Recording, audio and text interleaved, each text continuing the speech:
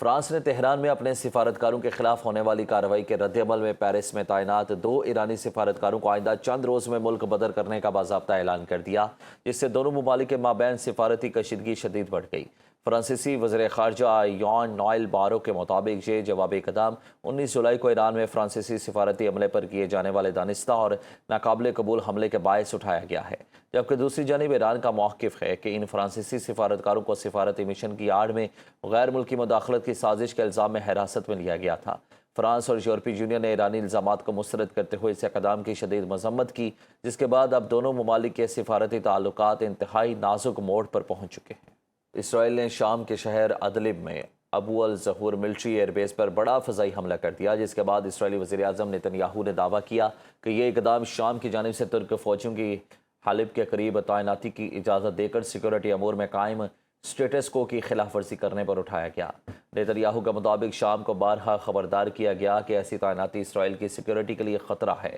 مگر اسے نظر انداز کیا گیا، جبکہ دوسری جانب شامی حکومت نے اس حملے کی شدید مذمت کرتے ہوئے اسے ملکی خود مختاری کی خلاف ورزی اور علاقائی استحکام کے لیے خطرہ قرار دیا۔ ادھر عراق اور شام کے لیے امریکی مندوب ٹام براک نے بھی اسرائیلی حملے کو غیر ضروری اشتعال انگیزی قرار دیا ہے۔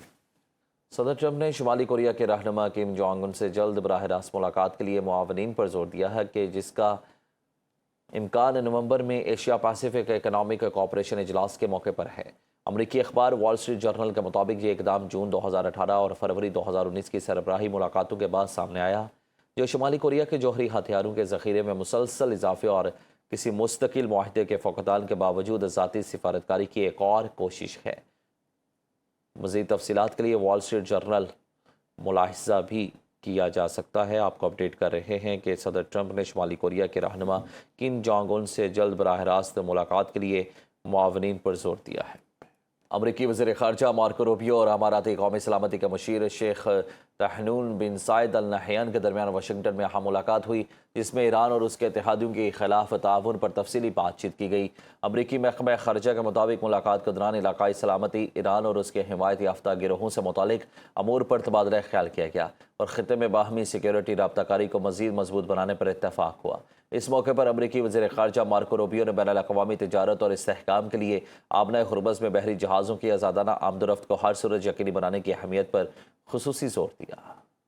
متحدہ عرب امارات نے ایران کے ساتھ تمام تجارتی اور کاروباری اور مالی معاملات تا حکم ثانی معطل کر دیے۔ یو اے ای کی وزارت خارجہ کی جانب سے جاری بیان میں کہا گیا کہ یہ فیصلہ خطے میں بڑھتی ہوئی کشیدگی کے پیش نظر کیا گیا۔ اماراتی وزارت خارجہ کا کہنا ہے کہ کشیدگی علاقائی اور بین الاقوامی امن و سلامتی کو نقصان پہنچا رہی ہے۔ منگل کو متحدہ عرب امارات کی وزارت دفاع نے بتایا تھا کہ ایران کی جانب سے متحدہ عرب امارات کی جانب سے 2 بیلسٹک میزائل داغے گئے۔ وزارت دفاع کی جانب سے جاری بیان میں کہا گیا تھا کہ ایک میزائل متحدہ عرب امارات کی سمندری حدود کے اندر، جبکہ دوسرا سمندری حدود سے باہر گرا۔